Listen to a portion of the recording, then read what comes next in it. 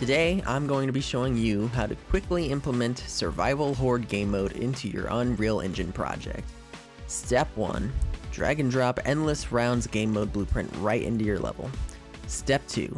In the Details panel of the newly added blueprint, add a new element in the Desired Pawn classes array for every type of enemy your game uses, what behavior tree it runs, and a weighted value to determine the odds of that enemy spawning versus other desired pawn classes in the array.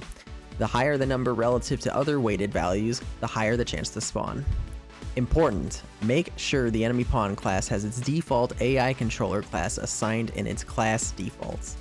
Step 3. Drag and drop enemy spawn point blueprints everywhere you want an enemy to spawn. Optionally, Step 4. Add the ERGM component to any blueprint that needs to be able to modify which spawn points are active or inactive, such as an unlockable door or a breakable barrier. If there are spawns that begin inactive, be sure to mark them as such when placing the spawn point. And that's it! Those are the minimum required steps to get this asset up and running for your project. If you're looking to tailor the experience, there are a handful of settings you can tweak inside the Endless Rounds game mode blueprint. The pre-round time is the number of seconds until each round begins after the previous round ends.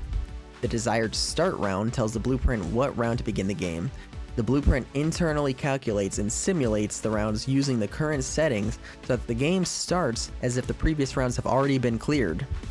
This might be good if you can allow saving and restarting later. The desired first round enemy count is how many enemies spawn on round 1. Max enemies for round modifier multiplies or adds the first round enemy count by this number for each subsequent round, depending on if multiply max enemies is checked or unchecked. For instance, setting this number to 2, while first round enemy count is 10, will make round 2 have 20 enemies, round 3 have 40 enemies, so on and so forth if multiply max enemies is checked. If unchecked, round 2 will have 12, 3 will have 14, so on and so forth. Desired first round enemy spawn timer is the number of seconds between each enemy spawning.